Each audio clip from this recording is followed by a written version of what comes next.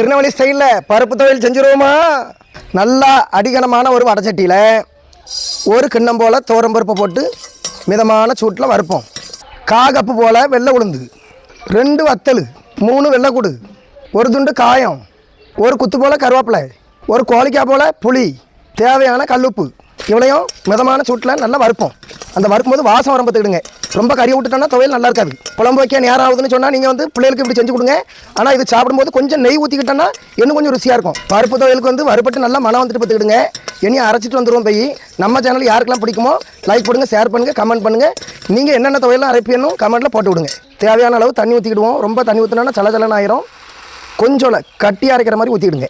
ருசியான பருப்பு துவையல் ரெடி. பழைய கஞ்சிக்கும் குடிக்கலாம், சப்பாத்திக்கும் திங்கலாம், சோத்துக்கும் பழஞ்சு திங்கலாம். இந்த பருப்பு துவையில மணத்து பார்க்கும்போது எங்கள் பாட்டி அரைச்ச கைப்பக்கம் தெரியுது. திங்கவே இல்லை, மணத்து பார்த்தாலே என் கைப்பக்கம் எப்படி இருக்குன்னு தின்னு பார்க்க போகிறேன்.